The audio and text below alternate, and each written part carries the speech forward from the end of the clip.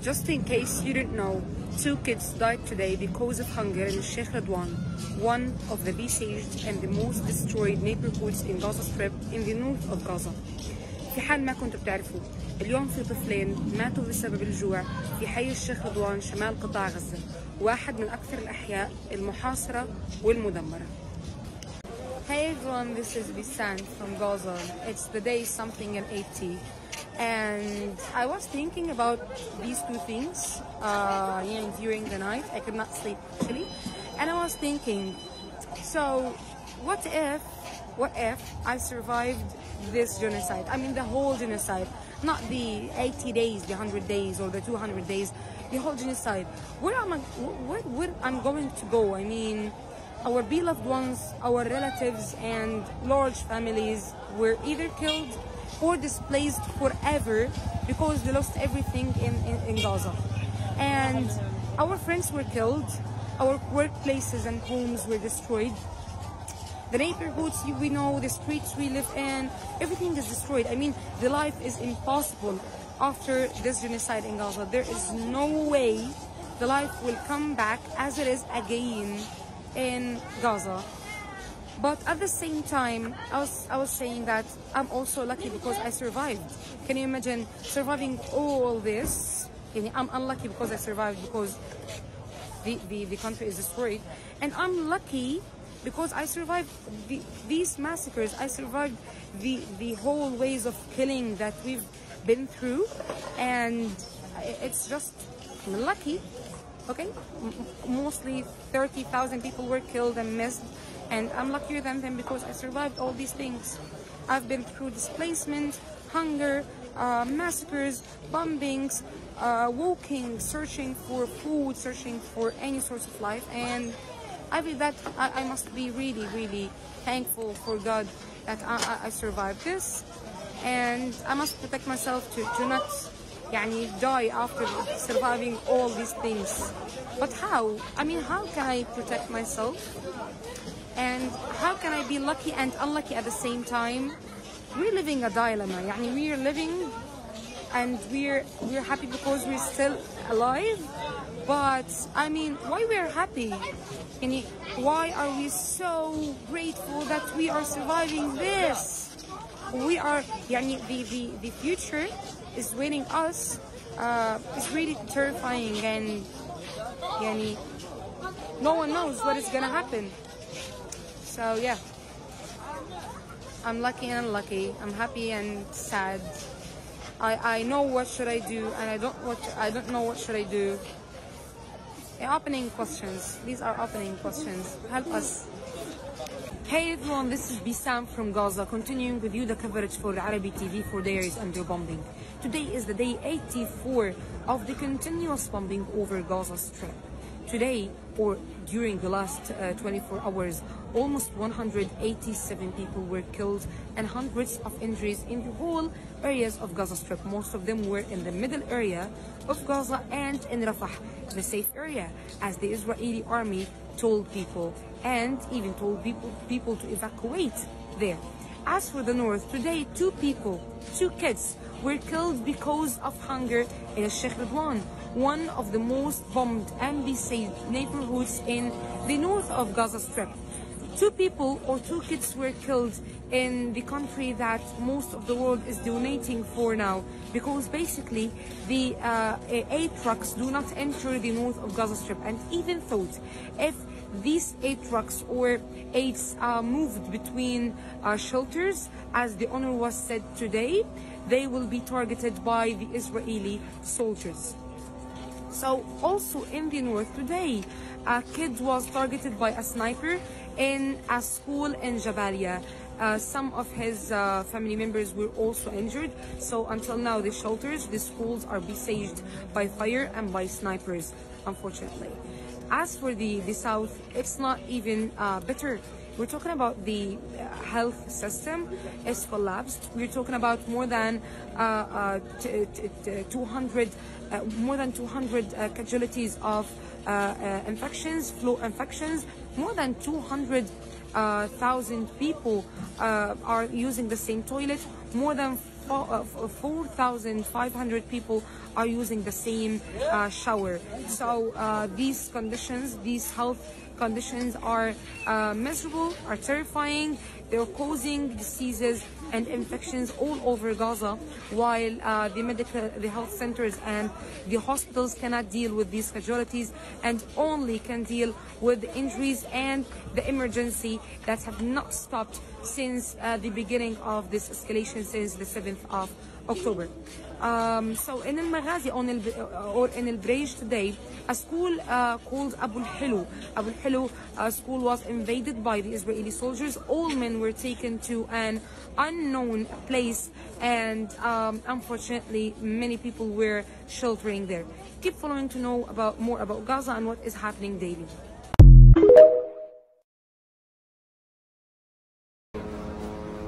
Hello. So this is just to bring you up to date with what is happening here in Gaza, in case you are bored or that you had enough of what is happening. It was one of the most intensive overnights on Gaza. There were attacks everywhere, bombing, shelling. Talking about just some highlights, an Israeli series of air raids on the Al-Thalathini street in northern Gaza. 40 people from the At-Turuk and Al-Hana family were killed, mostly women and children. Here in Middle Gaza, more than 40 people were killed. Most of them are women and children. Actually, in one of the Israeli air raids on the Al-Maghazi refugee camp, which is located in Middle Gaza.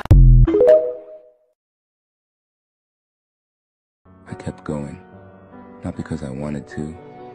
Trust me, all of me wanted to stop. I kept going because I deserved to know what not giving up on myself feels like.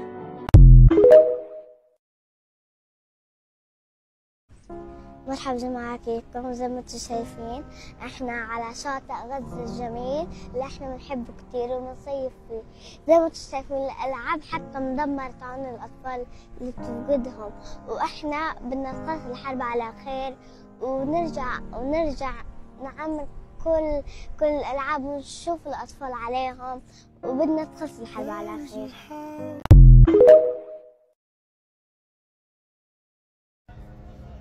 Assalamu alaikum. It's December the 29th, live from Gaza. Friday here in the Nasser Hospital camp complex. The building behind me is the place where the kidney dialysis patients come here on a regular basis to ensure that their long-term cares are attended to. And with your support, alhamdulillah, we were able to ensure that they have enough cash to at least take care of their transportation costs. Right now, this is the only running dialysis center here in Gaza Strip, and hundreds of cases arrive here every day just to get their dialysis ongoing. I wanted to talk about an important point. It's regarding a lot of online donation requests. I've been receiving multiple questions on different platforms asking me about people who keep asking for money, claiming to be in Gaza, talking about how difficult life is and how they need help. Look, it's very important to go back to the advice that I gave before about donating but wisely. So make sure that whatever case or person you are donating to, you verify through Palestinian friends, neighbors, colleagues, family members who have people here in Gaza to ensure that this case is 100% verifiable. Please do not fall into these scams. I know that a lot of you have good hearts out there and you want to help, but you want to ensure that your hard-earned money goes to the people in need and not those who try to benefit of the situation in an illegal way. Another question I get is regarding orphan sponsorship. There are a lot of orphan cases here that require sponsorship. Orphans do not leave Gaza. Extended families care for them. There are many social programs, welfare programs created to ensure they are taken care of, and we can support them here financially. Please feel free to contact me at any time if you have any questions. Alhamdulillah, we are strong, we are steadfast. He doesn't want to appear on camera. Alhamdulillah, with your support, we'll continue to remain here strong. Assalamu alaikum. احنا حياتنا هاد عايشينها ببساطتها، حتى البساطة اللي بنعيش انحرمنا منها. لو تيجي تسأل أي حدا في غزة هان تحكي له شو أقصى طموحاتك، بحكي لك إنه أنا تيجي عندي الكهرباء 24 ساعة، إنه أنا ألاقي شغل، إن أنا أتزوج، إني أنا مثلا أكون أسرة. بس برغم هيك إلا إنه في إشي جواتك مهما تحط فكرة السفر فكرة السفر إنك تطلع برا غزة وتسافر، بتحس يعني جواتك إشي بقول لك لا تقدرش. حتى لو سافرت حترجع. أنا واحد من الناس سافرت ولفيت كذا دولة، بس طول ما أنا مسافر في إشي جواتك ما بخليكش تبعد عن هاي البلد. حتى والله لو سألتوا الناس اللي برا مسافرين حيحكوا لكم نفس الكلام اللي أنا بحكيه، وأنا على يقين. عز علينا هالبلاد والله، عز علينا هالبلاد والله. يلا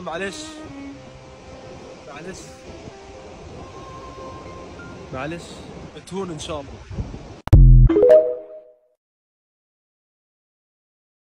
Starbucks stop. We are not boycotting Starbucks over here, okay? صار معاه شو مستوعب الولد؟ ايش انا كنت على صلاح الدين. ايوه ده طيب الاقي مخوطه في الدار هذه. انا فكرت ارجع الدار اللي ورا دارنا، رحت اجري اشوف. انا رحت اشوف لقيت بطلة، لقيتها دارنا. دارك كلها راحت؟ اهلا كلهم بالدار. اهلك في الدار هالبيت؟ الله يصبرك الله يصبرك. هذا الطفل كان مع صلاح الدين، رجع على منزله فلقاه مدمر. هذا المنزل اللي خلفي موجود فيه 11 شهيد، 11 شهيد موجودين تحت ركام المنزل. ما نجي من العائلة إلا شخص واحد. هنا تقريبا وصل ما يعادل 11,000 وكسور شهداء في المقبرة هذه، وهينا قاعدين بنحشي. اليوم يمكن يا بكرة يكون آخر يوم في المقبرة هذه.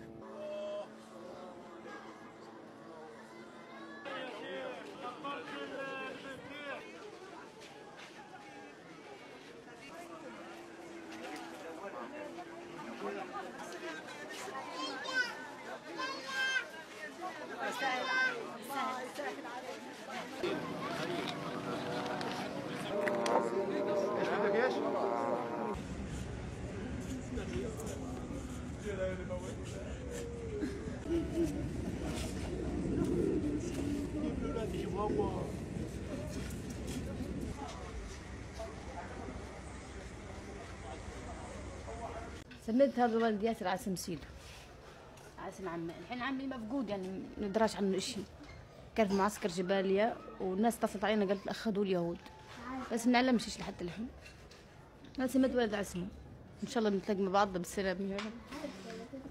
والبنات سميت انت وليا، والولد هذاك ان شاء الله بيجي بالسلامه بنسميه محمد. بصير قصف كثير وبخاف من نهفة الشباك، لابد نحطهم هناك برضه عشان الباب سقع وريح بتيجي مع الباب، فبضطر ان انا اكون زي كذا. لا سمح الله مره صارت الخبطه على طول، كان جوز جنبي وما نايم، درى حاله زي هيك. صارت الشباك تحت الشباك ضغط الهواء الشباك، يعني خفنا يصير شيء في القزاز يفطط على الولد الصغار، يعني خطر اول ما جا. من قله البمبز والحليب انا بعطي صدري، بس ما فيش شيء اكله اتغذى فيه، اللي ارضع الولد الثلاثه.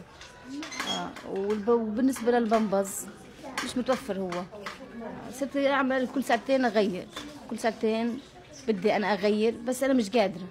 أحب الصبح، أحب الظهر، أحب المغرب، أغير يوميات زي هيك. بس أنا اليوم بطلت آكل عشان أوفر لأولادي. بطلع من الساعة 5 الصبح عشان ما أشوفهمش. هاي تاني مرة أمسكهم لسه من 10 أيام، تاني مرة.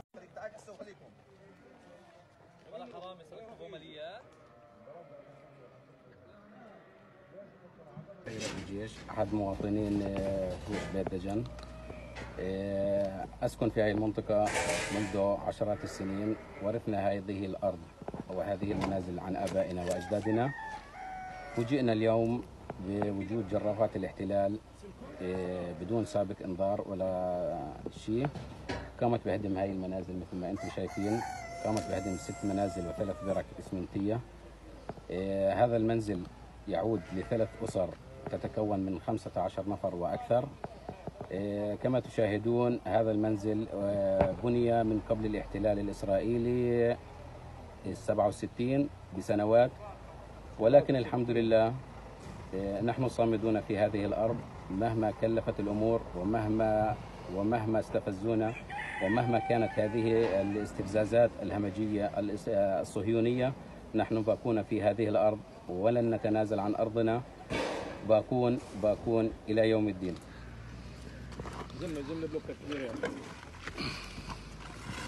انظر صديقي، هذا اسمه اللبن، طوب طبعا من التراب، بني في الستينات من سنوات، بناء أجدادنا وأبائنا. هذا اللبن طبعا قبل دولة الاحتلال وقبل الدولة الصهيونية. مهما حصل ومهما فعلوا سنعيد بناء بيوتنا، سنبقى راسخين في هذه الأرض. هذه الأرض هي أرضنا. غسان الجيش صاحب المنزل هذا انولدنا فيه، وأنا مواليد 58. انولدنا فيه هذا البيت قبل وجود دولة إسرائيل. والبيت هذا يعني مش عارف يعني شو أرضنا في على أرضنا، وقديم قبل دولة إسرائيل. مش عارف هذا انتقام من الناس كلها. لا حول ولا قوة إلا بالله. حسبنا الله ونعم الوكيل. حسبنا الله ونعم الوكيل. لا حول ولا قوة إلا بالله. لمين نقول؟ للسلطة؟ لمين نقول؟ للجامعة العربية؟ لمين نقول؟ لمين نقول؟ الله يا رب بس ينصر المقاومة بغزة وفدا كل فداهم دورنا وأولادنا وبيوتنا وفداهم كلها.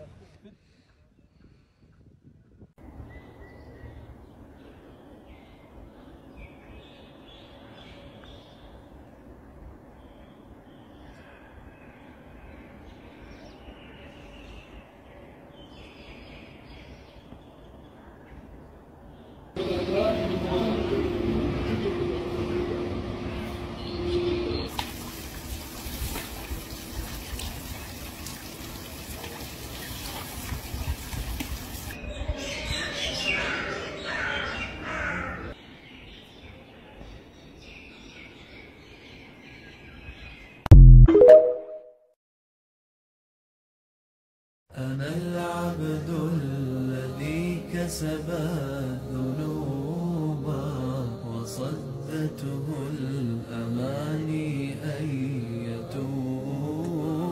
أنا العبد. Gaza's northern town of Beit Lahia is now in ruins after Israeli airstrikes.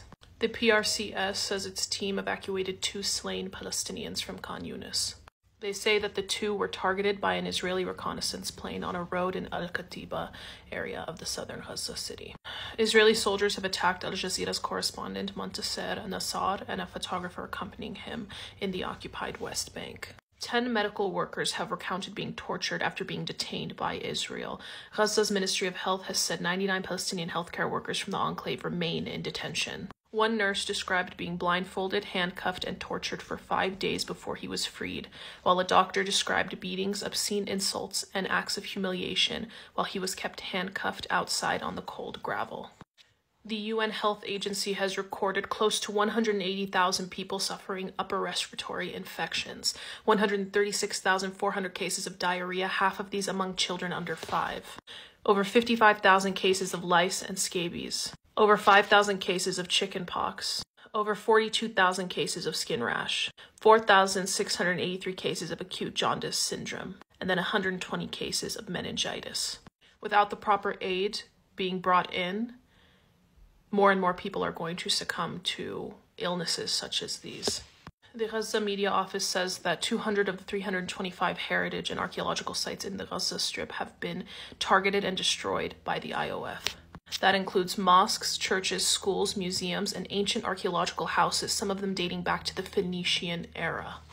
A Palestinian teenager was shot and killed by the IOF in the occupied East Jerusalem. Israeli troops assaulted Palestinian shepherds in the occupied West Bank. They then illegally detained another 2 people from the village where they assaulted the Palestinian shepherds. And this was after the IOF physically assaulted them. Continue communicating, continue sharing information. From the river to the sea, Palestine will be free. Palestine updates for today. South Africa is officially going after Israel in the International Court of Justice. South Africa is saying that this is because Israel is going against the UN's Genocide Convention. Members of the UN, including both South Africa and Israel, are held up to the standards of the International Court of Justice by paper. Whether they're actually going to be held accountable is a completely different story. According to a human rights monitor reported by Al Jazeera, ground soldiers have been looting Palestinian homes. Beyond the illegal raids and arrests that have been happening, Israeli forces have actually been stealing a lot of personal items that is owned by Palestinian people. Money, jewelry, gold, any kind of laptops and electronics have all been recorded to be stolen. Tens of millions of dollars of stolen items. Raids in the West Bank are continuing to happen, and as of yesterday, an 18-year-old boy was killed by Israeli forces. According to 10 medical workers that were arrested and taken into custody by Israeli forces, said that they were blindfolded, handcuffed, and they were also tortured for the duration of 5 to 10 days. This included both physical and emotional, beaten and or physically harmed, as well as emotional, which involved humiliation. These were all medical workers. Medical workers, not Hamas. Medical workers. As of today, there's about 29,000 people that are missing and or officially dead, and 7,000 people that are under rubble, which forces cannot get to. Make sure you like, comment, share, and I'll be back tomorrow with more updates. Israel has been detaining medical workers for no reason. We now have testimony of 10 medical workers who were taken by Israeli forces and then released. One of the nurses said that he was blindfolded, handcuffed, and tortured for 5 days. And then another doctor described that he was beaten up, obscene insults and acts of humiliation while he was kept in handcuffs outside in the cold. These are people in Hamas. These are medical workers who are just trying to help people who desperately need medical care. I can't even imagine what they're doing to the 99 other healthcare workers that are currently under detention right now.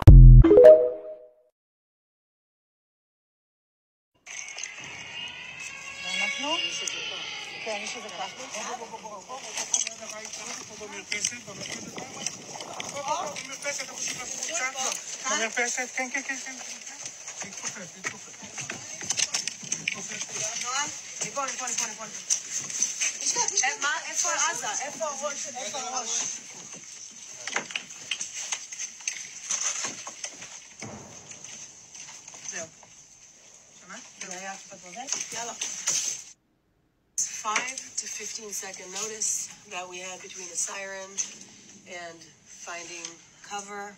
I just want to point out again that they say Gaza is running out of everything except for rockets. So this all can end very quickly if Hamas surrenders and stops firing at Israel and returns the hostages.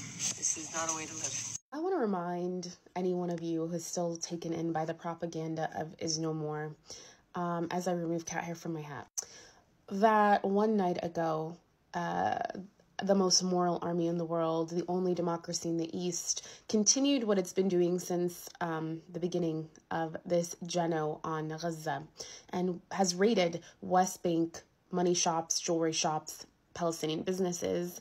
They have since seized over 2.5 million in money, gold, and jewelry from these exchange shops and businesses.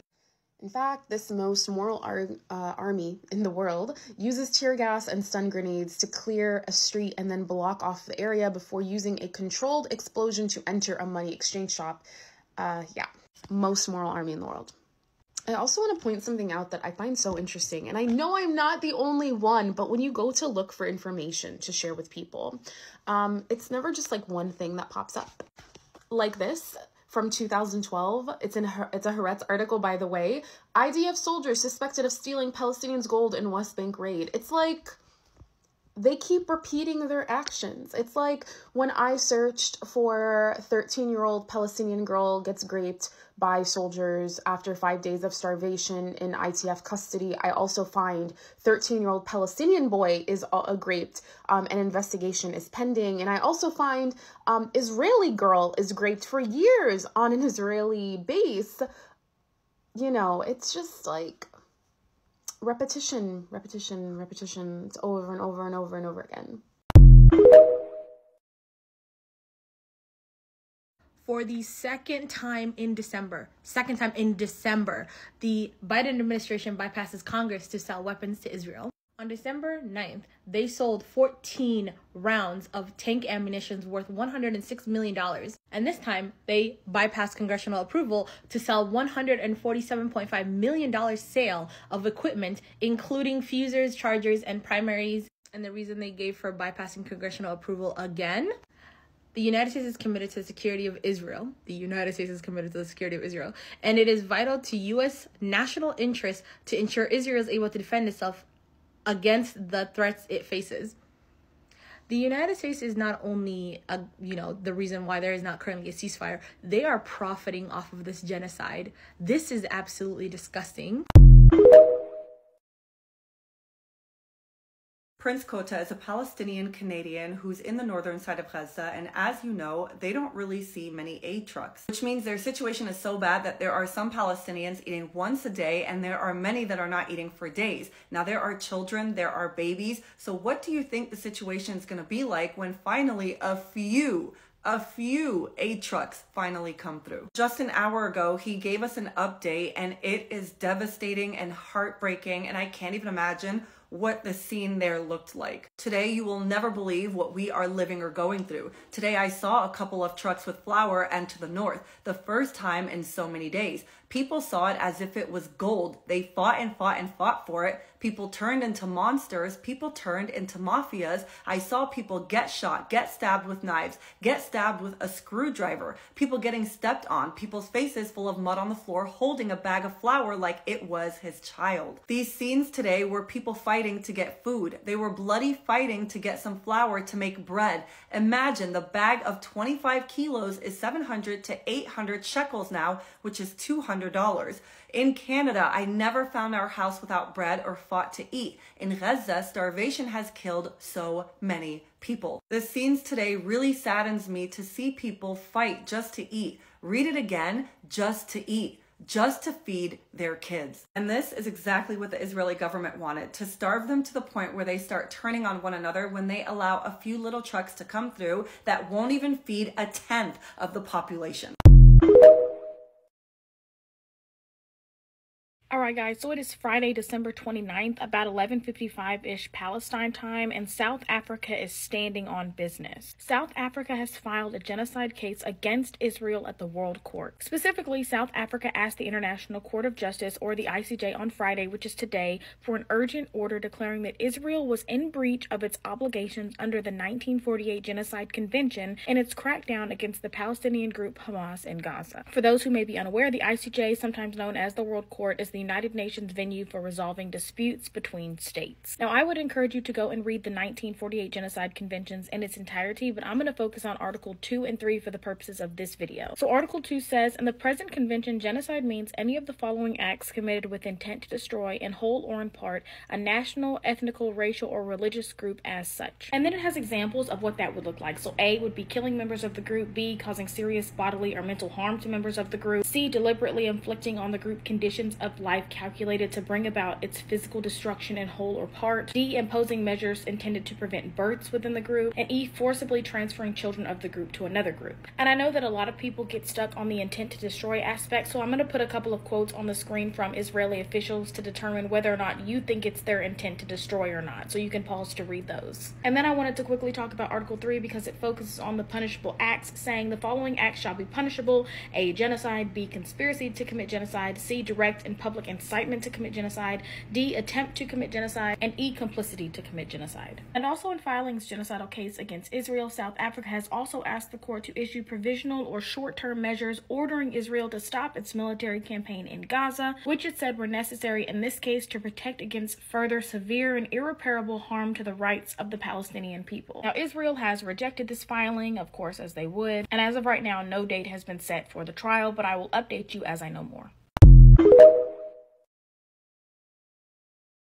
3 Signs Israel is losing part 30. Looks like your own peeps can't understand what the fuck you're doing, Netanyahu. But this guy, General Flynn, seems to understand. There was a decision made to have a security stand down on the 7th of October for 7 hours. That's not a coincidence. Somebody made that decision. Don't know whether it's Netanyahu that made it, his Southern Zone commander who made it. Perhaps that's why you've been censoring information. As we can see in this document from the chief censor of the diaper forces. Bro, it's not because you have faulty eyesight. You need to censor everything so you feel included. Why is this operation called Swords of Iron? Oh, this isn't Game of Thrones. If it was, did you miss the finale? Where the army of the dead gets defeated? You know who isn't getting defeated? This guy who launched today the biggest attack on Ukraine. Nobody can tell him anything because of your genocidal track record. And like you, he doesn't need to take people's money. Not the Palestinian people that you're now trying to steal from. Sleepy Joe told you to stop. The last phone call he had with you that ended with, "This conversation is over." My last video on this got silenced, but I'm going to do it again because I think it's really important. It's breaking news. South Africa invoked the Genocide Convention at the International Court of Justice, which is different from the International Criminal Court, and I will explain the reasons why this is very important. Okay, so some of you may have heard of the International Criminal Court, or the ICC. They do not prosecute Israeli officials because they answer to the U.S. So they generally are dubbed by some as the white man's court because historically they've gone after leaders from Africa. Now, the ICJ, which is the International Court of Justice, is different and has actually ruled against Israel in the past. So if any party were to bring the Genocide Convention, which South Africa just did today, a couple of hours ago, and the IJC determines that genocide has in fact happened, the ICC is not needed, and they can just determine who's responsible. But a ruling from the ICC is no longer necessary. There is precedence. There is legal precedence. Bosnia and Herzegovina invoked the Genocide Convention against Serbia, and the ICJ ruled against Serbia. Again, this is very significant, and let me explain why. If the ICJ finds that this is in fact a genocide, they are within their right to start taking measures, including asking states to stop selling arms to you-know-who.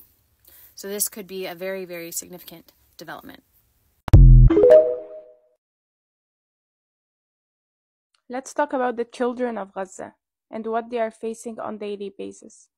Do you know that 9,000 children in Gaza had to have one limb amputated? Do you know that 1,000 of these 9,000 children had to have the surgery without anesthesia? Just imagine with me the pain that they have to bear while cutting off one of their limbs. Just imagine going to the dentist and doing something like this tiny without anesthesia, and how do you feel? And imagine a child having their limb amputated without anesthesia. There was a story, it was posted like a month ago. It's not a story because it's reality. There was a doctor in Gaza that he had to amputate one of his children's legs, his own child. And he didn't have anesthesia, and he had to do it without anesthesia. And from the pain that the child was going through, the child lost their life. Imagine a father doing this procedure on his own child without anesthesia, and from the pain, his child loses his life in front of his eyes, between his hands. This is happening in Gaza to the children of Gaza every day. 9,000 children are gonna live after this genocide with missing one limb. 9,000 children are gonna be disabled because of Israel. 9,000 children are gonna live the rest of their lives struggling because the world did not call for a ceasefire, because some countries voted no for a ceasefire, because some countries voted yes to continue the genocide on children. And this is still happening. If you're tired from reading the posts and watching the videos, just think for a second that these people are living this for 84 days now. It's been 84 days they are living through this every night, every day. They are hearing the sounds of bombs every second. They are hearing the ambulances and the screams of women every second. There are blood all over the streets. And that's the life of the children of Gaza. Just imagine if your child is the one going through this, what are you gonna do?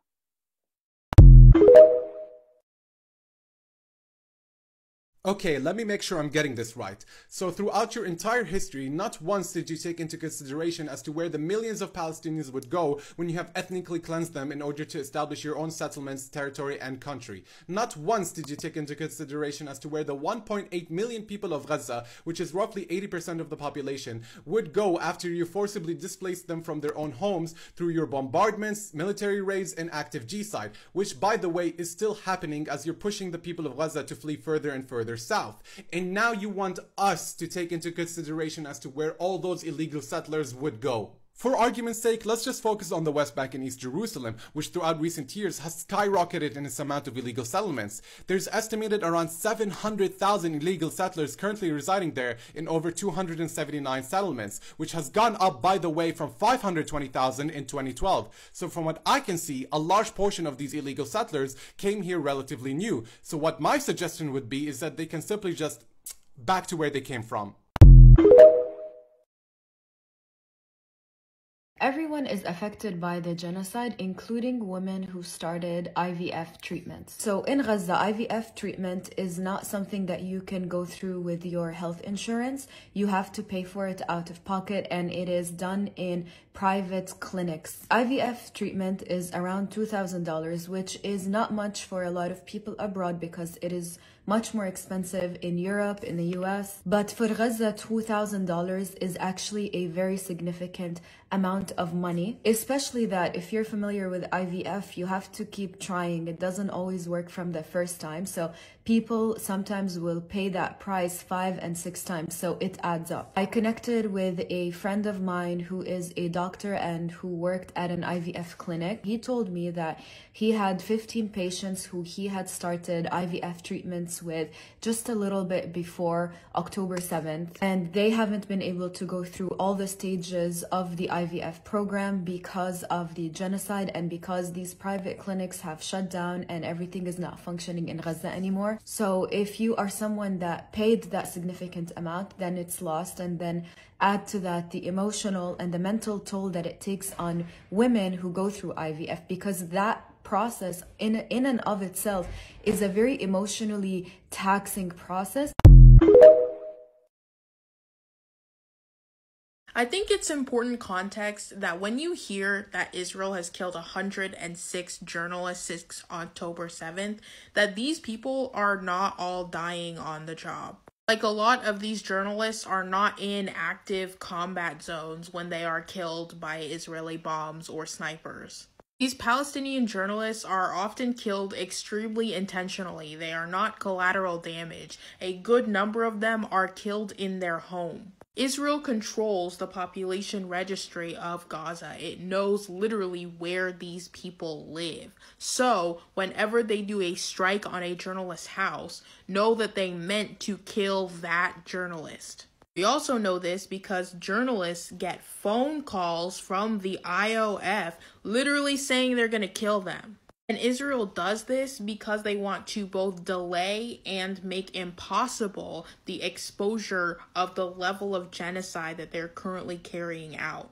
As opposed to Western journalists, Palestinians on the ground are not going along with the narrative that this is just a humanitarian crisis. And so Israel is systematically wiping out Palestinian voices about what's happening in occupied Palestine. which is why it's more important than ever that we keep our eyes on Palestine.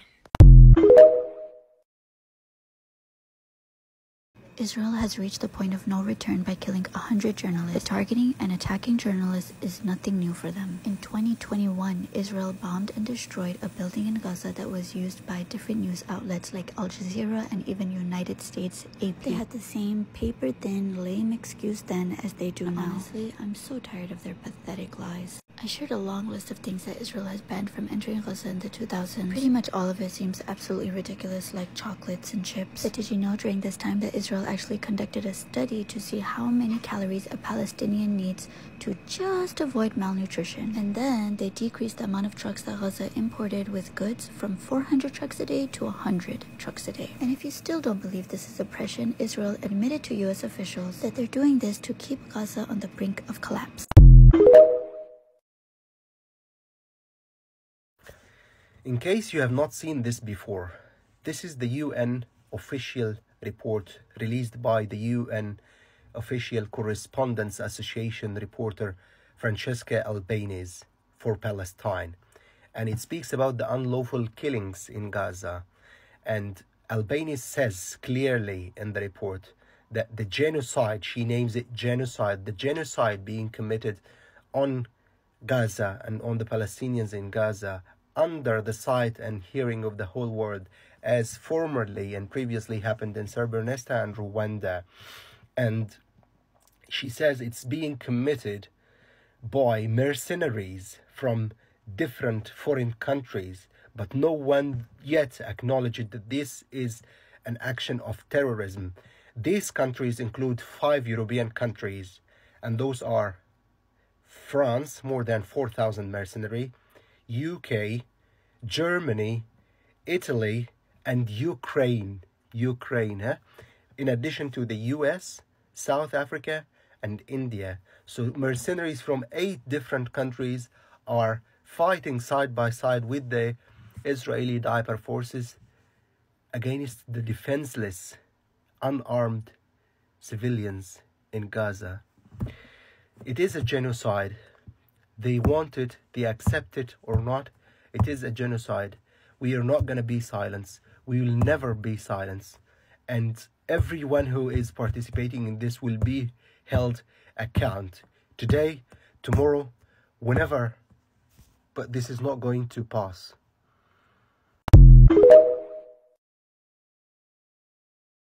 Unit during that operation, we lost 4 of my squad mates. It was a big blow.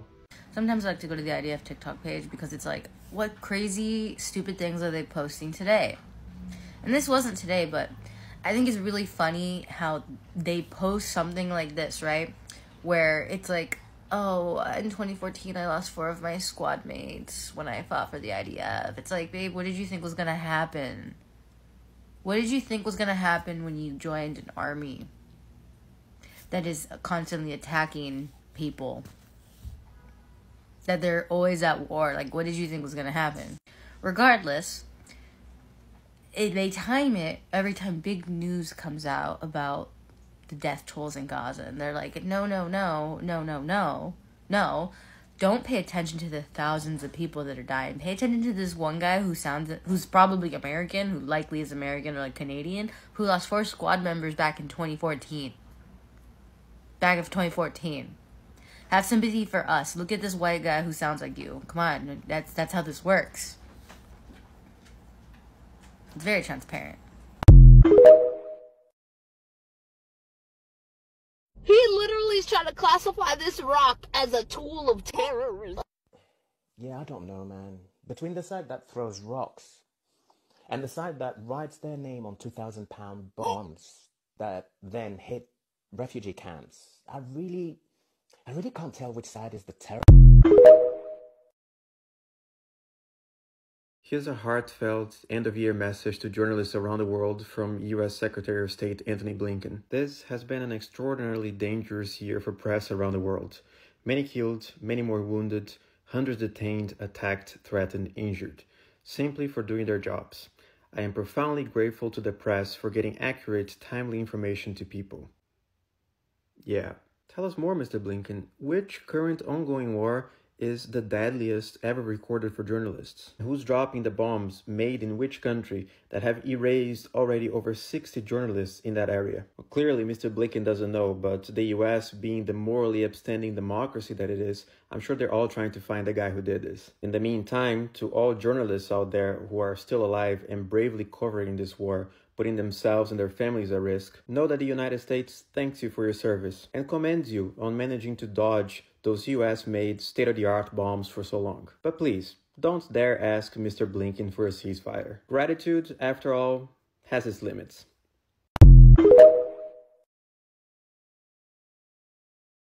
I don't know what I should be sympathizing with.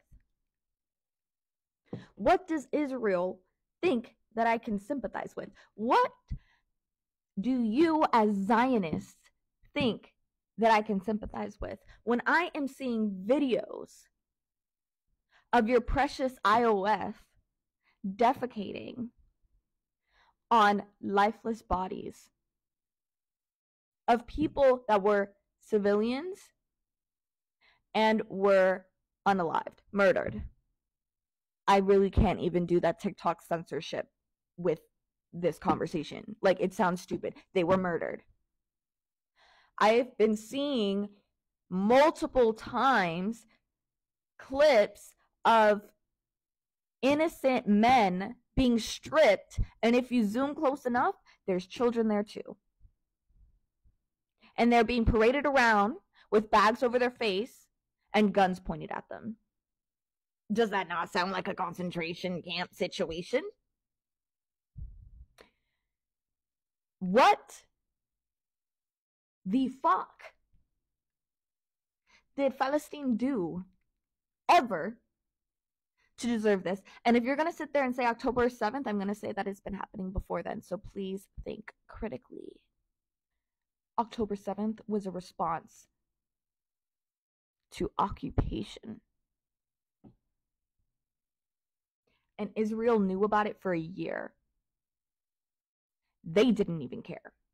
They are pretending to care to get you to side with their genocide. I cannot sympathize with Israel. Israel and Nazi Germany look one and the same today. So I woke up and decided to be angry today because in the past 24 hours, Israel has killed at least 187 Palestinians. The death toll stands at 21,507 people. People around me is like, why is America the bad guy? America's not doing anything wrong. America's not dropping these bombs on the children. What do you mean? What are you talking about? Our tax dollars are literally being sent off to drop bombs on children on a daily basis. These people are dying. They're starving. They're dying from diseases. All because the U.S. and Israel like to dick ride each other and the U.S. keeps vetoing a ceasefire. The U.S. is 100% complicit in this. Last night I was watching the fucking news and Biden's out here saying that he's doing everything he can to get the fucking hostages back. Then agree to a fucking ceasefire. It's not that hard. If we had a ceasefire yesterday, 187 people would still be alive today. Fuck America. I'm sick of this shit. If I had an American flag right now, I would fucking burn it. And before y'all get it twisted, I live in America. I've been shitting on this house since I was 13. I'm so proud because protesters shut down the roads that lead to JFK, and they tried to do the same to the roads that lead to LAX.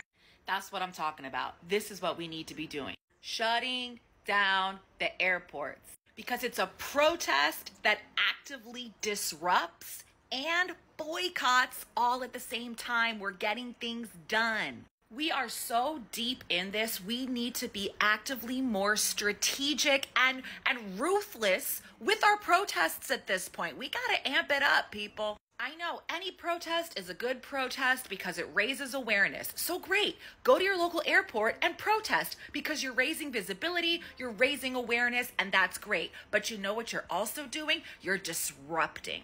You're disrupting business as usual, you're disrupting dollars, you're disrupting people's day-to-day travel plans and inconveniencing them, which is what we need to be doing at this point. And most importantly to me, we are boycotting. We are boycotting all of the airlines at said airports that are actively supporting violence over there by the country with an I, because every airline in the USA flies either Boeing planes or Airbus planes.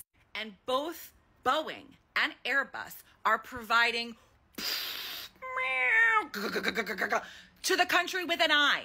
So all that being said, I know there's a very big protest being planned for Washington, D.C. coming up in January, and I hope everybody goes. But I hope the next protest that we plan is more strategic and actionable. I don't care about the people in the White House anymore. If we stand in front of there, they don't care, okay? We have to disrupt, and we have to stop business as usual, especially the businesses that are sending money and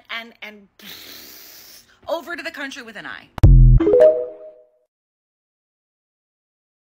If you had asked me during my training what kind of nurse I thought I was going to be, I would have told you pediatrics 100%. I have always loved working with kids. Before I was a nurse, I was a martial arts instructor. And I just think kids are goofy and funny and resilient, and I really like working with them. And one of the coolest parts about working in pediatric medicine is the way people mobilize in order to bring some normalcy and magic to the hospital. I remember during one of my rotations, we had to go start an IV on like a 5 or a 6-year-old, and I was not excited about it. I want to play with kids. I don't want to stick needles in them. But when we got to the room, this child life specialist met us there. And if you don't know what a child life specialist is, I couldn't really tell you apart from they just make magic happen. I think they're like the coolest people that work in the hospital. This woman swooped in with her bag full of goodies like Mary Poppins. She had like an iPad with the coolest games and cartoons, and she explained everything that we were going to be doing to this kid. She demonstrated on a teddy bear. She brought numbing medicine. Like, she was incredible. And obviously it still sucks. No 5-year-old is stoked about having a needle stuck in them, but it's a little bit better when you have a room full of adults singing songs with you and playing games with you and making sure that you're comfortable and understand what is going to be happening to your body. I think it is such an incredible privilege that we're able to offer a highly trained professional that is just there to make the experience better for kids, who is just there to explain things to them in a developmentally appropriate way so medical intervention isn't so scary. And that's so important because kids are so vulnerable and they don't understand what is going on and they don't necessarily have agency. The work they do is so valuable in letting kids being kids and making sure that they aren't traumatized and making sure that they get better. And then I see something like this and it breaks my fucking brain.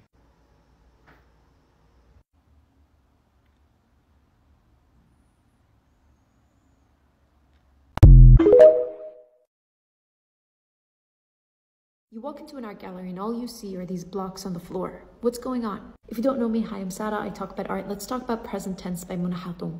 Hatum is an artist that basically lived her entire life in exile. She's Palestinian, but due to the Israeli occupation, she was born in Lebanon. And then while visiting London, the Lebanese civil war broke out and she was yet again displaced. That's why so much of her work is commentary on identity, home, politics. And this piece is no exception. This is made of Nablus soap. Nablus is one of the oldest cities in Palestine, and this soap is such a big part of the heritage. It is chemical-free, vegan, biodegradable soap made of olive oil, the main agricultural product of the region and something that Palestinians are very known for. The soap-making tradition goes back thousands of years and at one point was prized to Queen Elizabeth I of England. The piece is made of 2,200 blocks of soap. When you take a closer look, it's actually a map of the 1993 Oslo Accords, an agreement between Israel and Palestine that never went through. The intentional use of a temporary material reminds us of the impermanence and fluidity of borders. Because of Israel's military raids and economic restrictions, among other reasons, the soap industry has heavily declined. Naturally, it has come to be seen as an act of Palestinian resistance and a reminder of Palestine's deep and rich heritage and history. Even though there are different variations of Nablus soap, it does have a very distinct smell.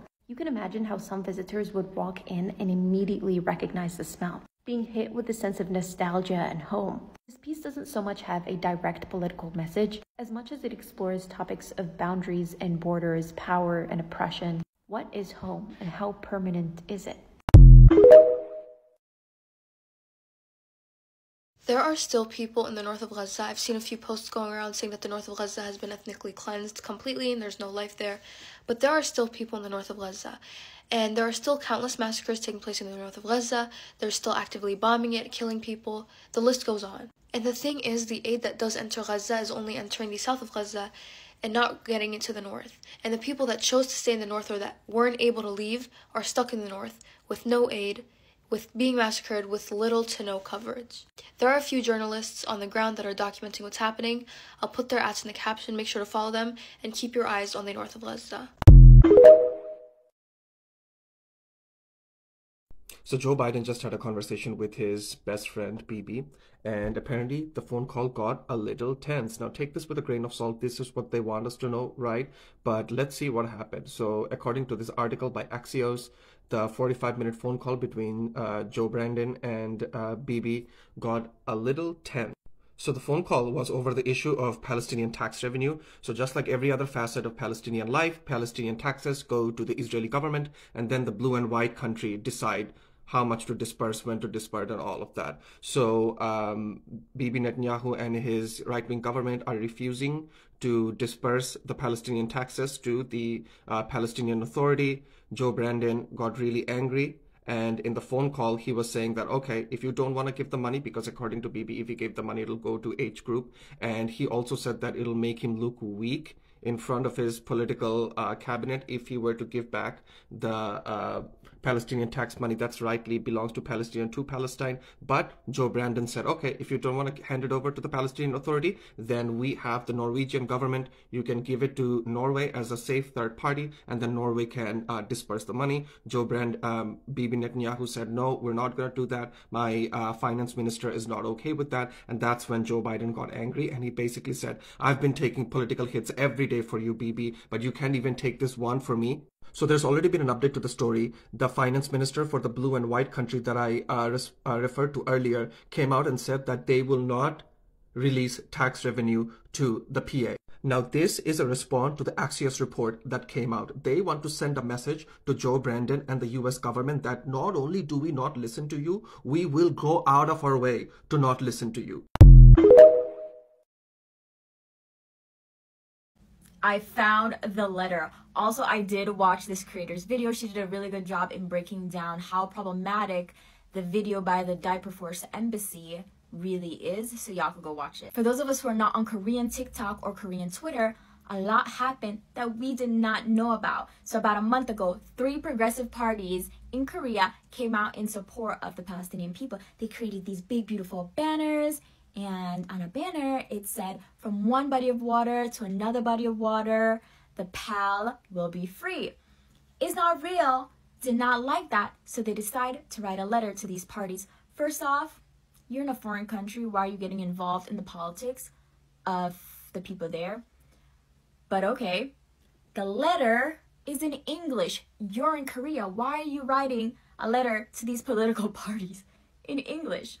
And then here's the kicker. So the letter says, the most prominent sign reads, from one body of water to the other body of water, or PALs will be free. The United States Congress has censored this language as severe hate speech. And they're like, wait a minute, what?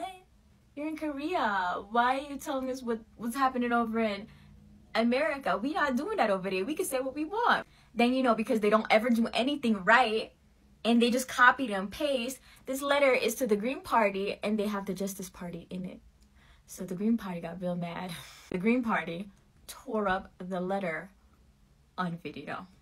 And y'all, this was a month ago. So they took a whole month of their rage and created an imaginary video saying to the South Koreans, imagine if this happened to you, not thinking about history and what has happened to them. These people can't do anything right. You can't fake liberation. It doesn't happen by assimilation, by a melting pot, by gays in the military, by individualism, through embargoes, through bootstraps, by dividing land, through settlers. And it certainly doesn't happen through colonizers, capitalists, police, prisons, or corporations. Instead, liberation happens every day through workers, poor people, disabled folks, Black women, queer and trans people, immigrants, people of the global majority, through protests, disobedience, clashes, friction, toppling, and resistance, rebellion. It happens through anger, discomfort, rage, challenge, and most importantly, love. Love of people and love of liberation. Oppressors do try to mimic liberation by co-opting language, tokenizing, corporate-sponsored ethnic holidays or employee groups, by throwing money at diversity media campaigns, or even giving the illusion of a choice during elections or in consumerism. But none of those are liberation, and we know this, because you can't fake liberation. So as we continue to fight against oppression, hold close the ideas of true liberation. For instance, there is an abundance of writing by Black and Indigenous women writers on past, present, and future liberation. Study and learn. And if you are paying attention, you will understand there is liberation happening everywhere around the world on the ground right now. And you can be a part of it by taking action too. Keep going. Liberation for all.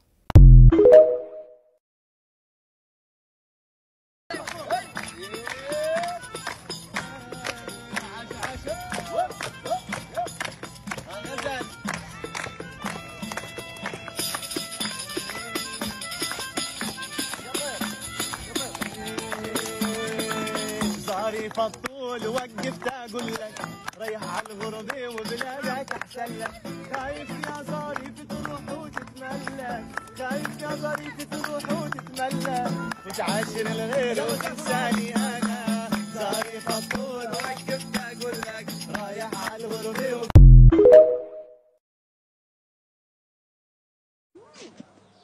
Noah! Larry, what the hell are you doing? Larry! Larry, you can't just... Oh, Larry! Oh, are you all right? How did... Larry!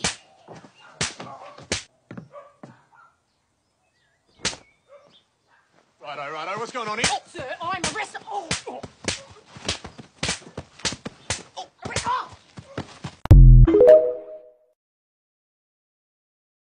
I have done nothing wrong, ever, in my life. I know this. And I love you. I love you too, Daddy. Money, please! My money.